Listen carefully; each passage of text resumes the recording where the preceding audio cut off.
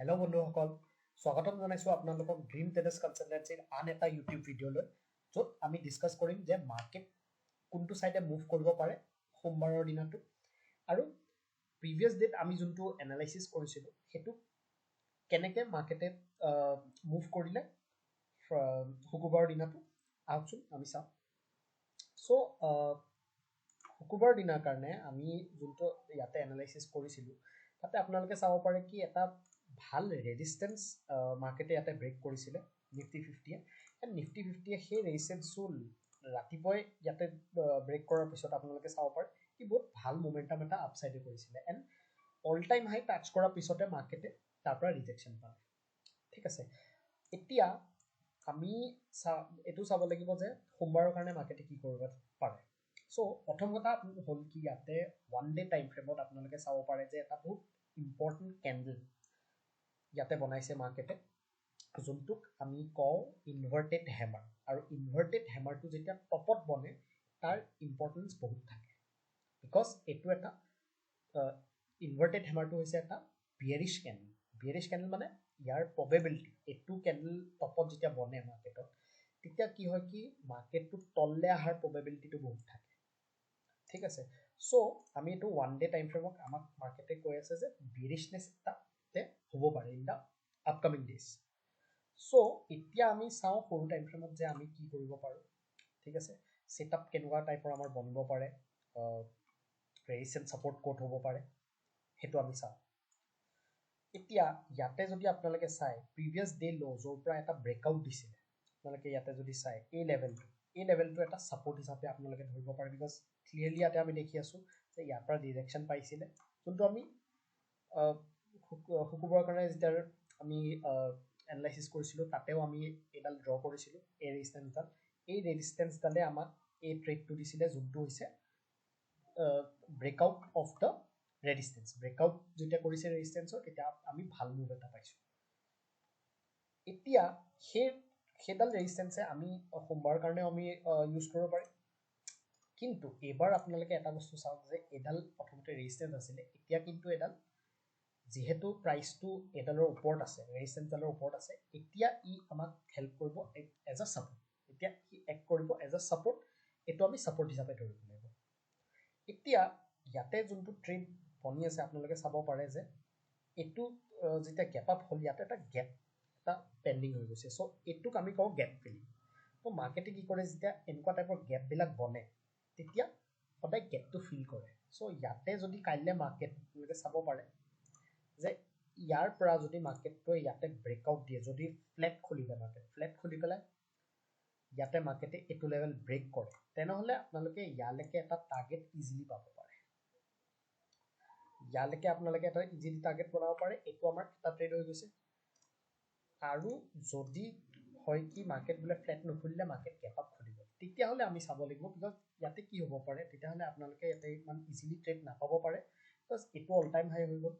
ইয়াৰ মাজতে কাইলৈ হ'ব পাৰে কি মাৰ্কেটে এনেকুৱা টাইপৰ এটা মমেণ্টাম কৰি দিব পাৰে। ঠিক আছে, মমেণ্টাম নহয় বাট ৰেঞ্জ বাউণ্ড মাৰ্কেট টাইপৰ আপোনালোকে চাইডৱেজ মাৰ্কেট ইয়াতে অবজাৰ্ভ কৰিব পাৰে। ঠিক আছে, কিন্তু এনেকুৱাও হ'ব পাৰে যে যদি গেপ আপ খুলি যায়, আপোনালোকে এইটো চাব যে যদি গেপ আপ খুলি যায় তেতিয়াহ'লে ছেকেণ্ড হাফত আমি ট্ৰেড পাব পাৰোঁ, ফাৰ্ষ্ট হাফত আমাৰ ট্ৰেড নাপাব পাৰোঁ, বিকজ ছেকেণ্ড হাফত কি হ'ব পাৰে কি মাৰ্কেটটো ইয়াতে খোলাৰ পিছতো লাহে লাহে কৰি পেলাই এইটো ছাপৰ্ট লাষ্টত এটা টাইমত ব্ৰেক কৰিব পাৰে। ঠিক আছে, সেইটো যদি হয় তেতিয়াহ'লে আমি ইয়াতে এগেইন বিয়েৰিছ ট্ৰেডটো সেইটো টাইমত আমি ল'ব লাগিব। যেতিয়া গেপ আপ খুলি যাব তেতিয়া আমি নিজৰ কেপিটেলটো প্ৰটেক্ট কৰাৰ কাৰণে প্ৰটেক্ট কৰিব লাগিব। এনেকুৱা নহয় কি আপোনালোকে য'তে ত'তে সোমাই পেলাই ট্ৰেড কৰিবই লাগে। য'ত আমি অপৰচুনিটি পাম আমি তাতে ট্ৰেড কৰিম। চ' ইয়াতে যদি গেপ আপ খোলে আপোনালোকে কি কৰিব লাগিব, আপোনালোকে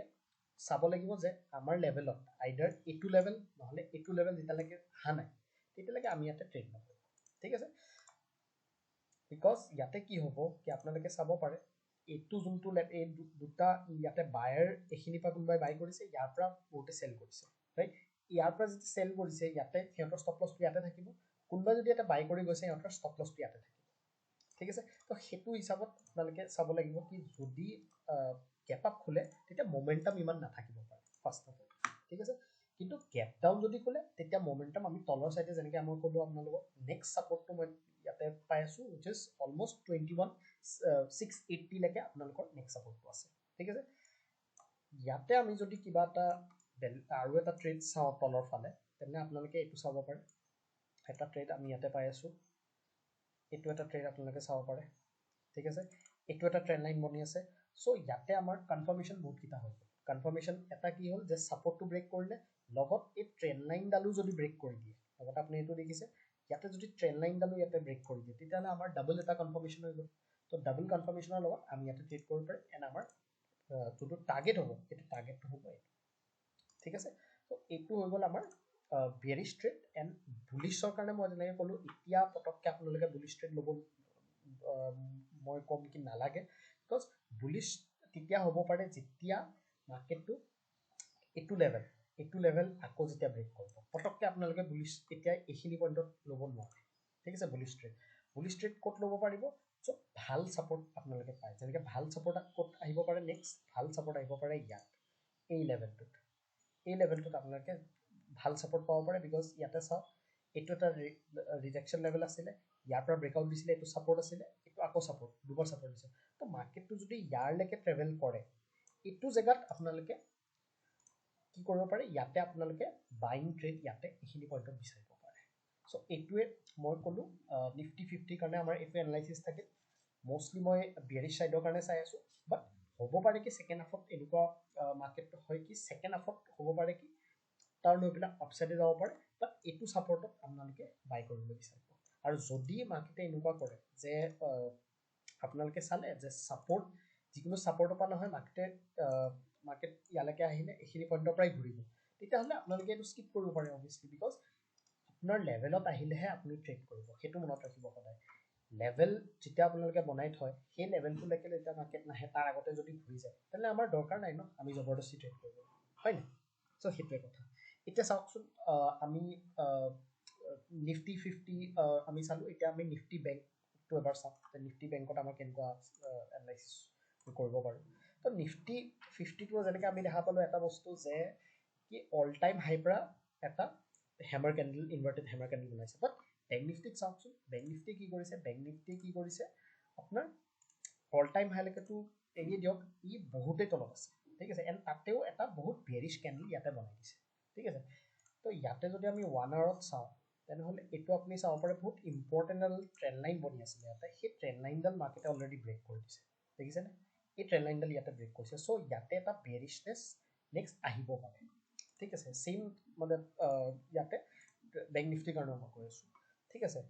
এতিয়া আমাৰ নেক্সট সাপোৰ্টটো ক'ত আছে এটো আমি চাব লাগিব নেক্সট সাপোৰ্টটো যদি মই ইয়াতে আপোনাক দেখাও এটো হল আপোনাৰ নেক্সট সাপোৰ্ট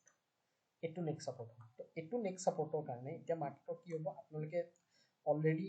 এডাল যদি আমি ট্ৰেন্ড লাইন ইয়াতে ভালকে বনাও তেনে ইয়াতে এটা ট্ৰেন্ড লাইন বনি আছে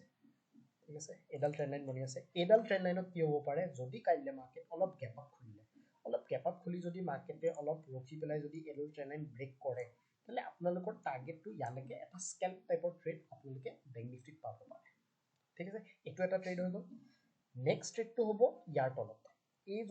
এটো যোনটো সাপোৰ্ট মই আপোনালোকক কলো এই সাপোৰ্টটো মাৰ্কেটে কি কৰে এই সাপোৰ্টটো যদি মাৰ্কেটে অলপ ওয়েট কৰি যদি এটো ব্ৰেক কৰে তেনেহলে আপোনালোকৰ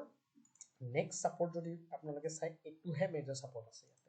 ঠিক আছে এটো এটা মেজৰ সাপোৰ্ট হৈ গল তো এটো লৈকে আপোনালোকৰ অকমান ইয়াতে ডাঙৰ টাৰ্গেট অলমোস্ট 500 পইণ্টছৰ ইয়াতে আপোনালোকৰ এটা টাৰ্গেট থাকিব ঠিক আছে তো এটো আমি কাইলে কনসিডাৰ কৰিব লাগিব কি আমি বেয়াৰিশ সাইন আমি যদি পাও তেতিয়াহলে আমাৰ ইয়াতে কনফিডেন্স বেছি থাকিব লাগে বিকজ আমি ডাঙৰ টাইম ফ্ৰেমত অলৰেডি চাই লৈছো যে মাৰ্কেটটো বেয়াৰিশ আমাক কৈ আছে according to candles right এতিয়া যদি আমি মাৰ্কেটটো ওপৰলে যায় তেনলে আমি কি কৰিব লাগিব মাৰ্কেটটো যদি ইয়াৰ পৰা ওপৰত যায় তেনলে আপোনালোকে চাও বুলিশ মই ব্যাংক নিফটিক যদি মই বুলিশ হ'ব খুজো তেনে মই কোনখিনি কৰিব খুজো বুলিশ যদি মই হ'ব লাগে তেনে মই এটো লেভেল এই লেভেলটো আগতো ইয়াতে ৰেজিস্ট্যান্স আছিল এটো লেভেলত কেনেকৈ চাব লাগিব আপোনালোকে যদি মাৰ্কেট গ্যাপ আপ খুলি যদি ইয়াতে কনসলিডেট কৰে অলপ যদি কনসলিডেশন ইয়াতে কৰে তাৰ পিছত যদি ইয়াতে এটা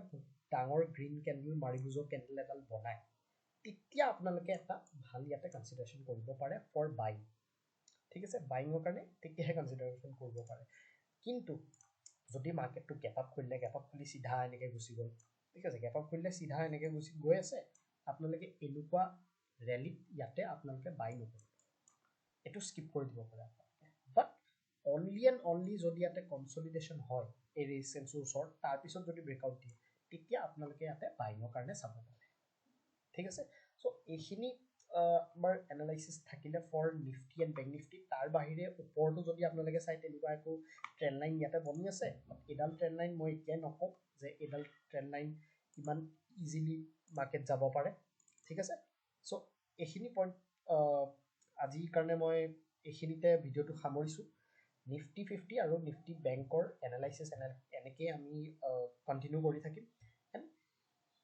কিবা যদি আপোনালোকৰ ডাউটছ থাকে তেতিয়াহ'লে আপোনালোকে আমাৰ কমেণ্ট ছেকশ্যনতো ক'ব পাৰে বা আমাক